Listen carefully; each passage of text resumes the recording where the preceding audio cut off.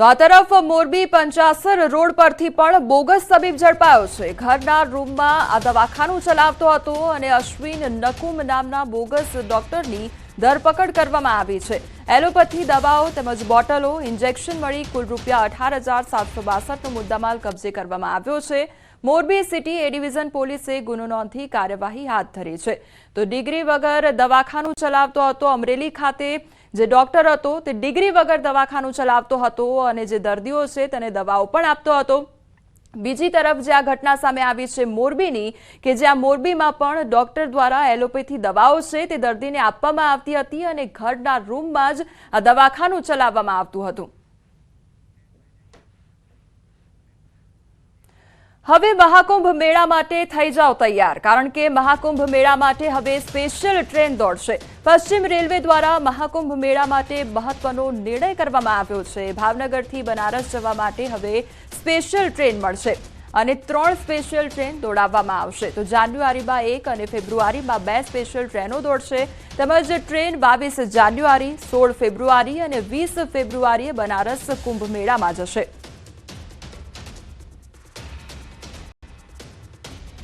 રાજકોટ શહેરના નાગેશ્વર વિસ્તારની ચોંકાવનારી ઘટના સામે આવી છે। યુનિકેર હોસ્પિટલના ડોક્ટર જિગીશ દોશીની ગંભીર બેદરકારી સામે આવી છે। તો ડાબા પગના ઓપરેશન સાથે જમણા પગનું પણ ઓપરેશન કરી કાઢ્યું। સપના પટોડિયા નામની દર્દીનું એપ્રિલ 2024માં ડાબા પગના ઓપરેશન સાથે ડોક્ટર દોશી દ્વારા બેદરકારીપૂર્વક તેમના જમણા પગનું પણ ઓપરેશન કરી કાઢવામાં આવ્યું।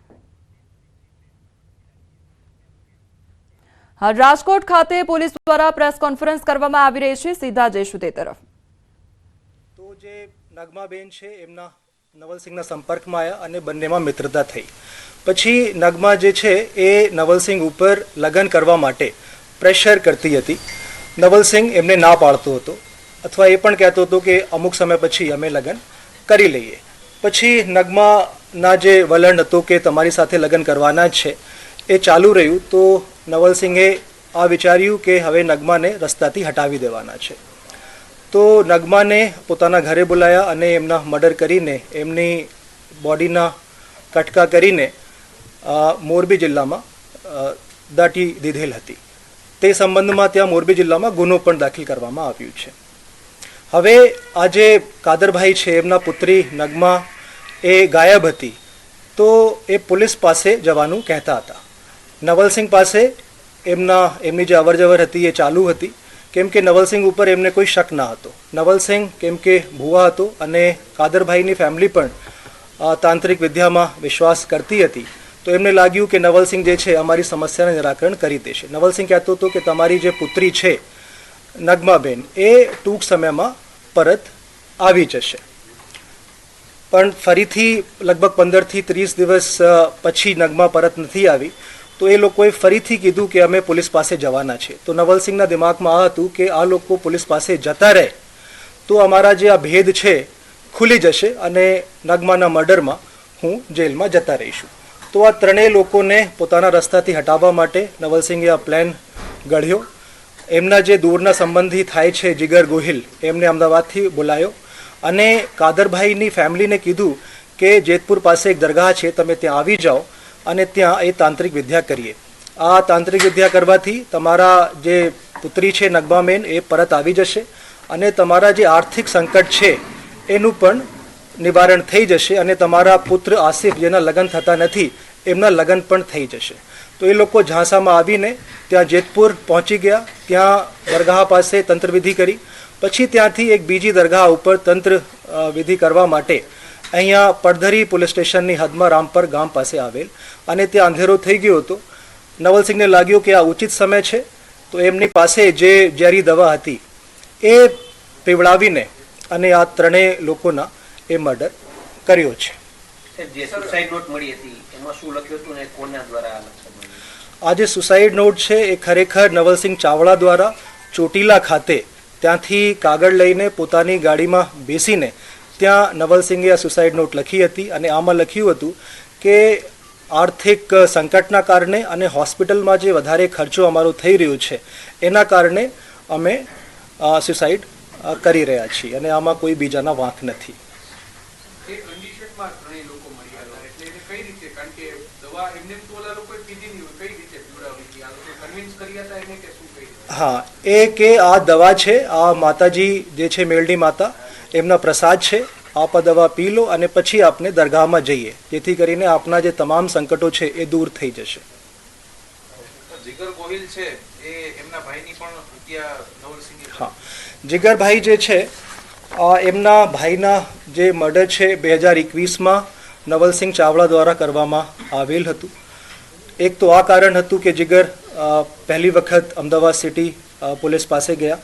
બીજા જે કારણ હતું કે અભિજીત જેના મર્ડર કરવાના હતા નવલસિંહ ચાવડા, અભિજીતની ઓળખાણ હતી જીગર સાથે અને જીગર ક્યારેય ઈચ્છતો ન હતો કે આ અભિજીત જે છે એમનો મર્ડર થઈ જાય.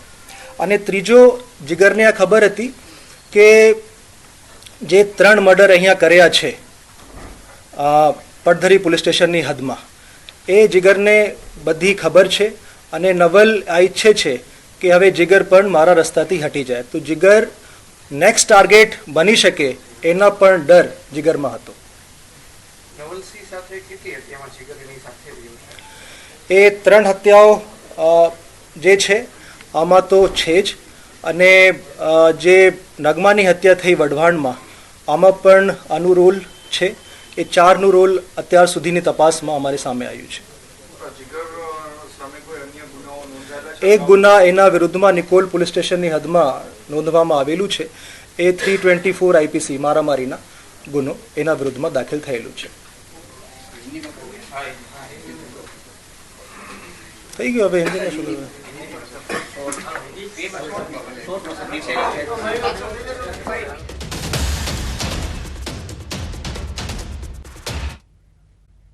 બનાસકાંઠાના સાંસદ જ્ઞાનીબેન ઠાકોરે કેન્દ્રીય મંત્રી નીતિન ગડકરી સાથે મુલાકાત કરી અને પાલનપુરથી પસાર થતા નેશનલ હાઈવે 27 પર ઓવરબ્રિજ માટે રજૂઆત કરી છે. જ્ઞાનીબેન ઠાકોરે કહ્યું કે નીતિન ગડકરીએ ખૂબ સારો પ્રતિભાવ પણ આપ્યો છે. સંબંધિત અધિકારીઓ સાથે પરામર્શ પણ કરી તેવી પણ વાતચીત તેમના દ્વારા કરવામાં આવી છે. નીતિન ગડકરી સાહેબને મળીને બનાસકાંઠાની સૌથી અગત્યની માગણી પાલનપુર એરોબા સર્કલ ઉપર જે બ્રિજ બનાવવાની ડિમાન્ડ હતી એમનો લેટર લખીને આજે એમને આપ્યો છે. ખૂબ સારી રીતે રિસ્પોન્સ આપીને ગુજરાતના જે અધિકારીઓ હતા એમને સૂચના પણ આપી છે. વલસાડ જિલ્લામાં પણ ભાજપ દ્વારા છેલ્લા 3 દિવસથી મંડળ પ્રમુખોની પસંદગી માટે સેન્સ પ્રક્રિયા ચાલી રહી છે. આજે વલસાડના ઉમરગામના ધોડીપાડામાં ભાજપની સેન્સ પ્રક્રિયા દરમિયાન કેટલાક અગ્રણીઓમાં નારાજગી પણ જોવા મળી હતી. ઉમરગામમાં યોજાયેલી સેન્સ પ્રક્રિયામાં ભાજપના ઉમરગામ શહેર પ્રમુખ, ઉમરગામ તાલુકા પ્રમુખ અને વાપી નોટિફાઈડ પ્રમુખ માટે સેન્સ પ્રક્રિયા કરવામાં આવી હતી, જેમાં દાવેદારોએ દાવેદારી રજૂ કરી હતી, પરંતુ પ્રક્રિયા દરમિયાન માત્ર 5 દાવેદારોને જ સાંભળવામાં આવશે તેવું આંતરિક રીતે જણાતા અન્ય દાવેદારોમાં નારાજગી વ્યાપી હતી. બીજી બાજુ તમામ દાવેદારો નહીં પરંતુ માત્ર કેટલાક દાવેદારોના જ સેન્સ લેવામાં આવી રહ્યા હોવાના આક્ષેપને કારણે રાજકારણ ગરમાયું છે.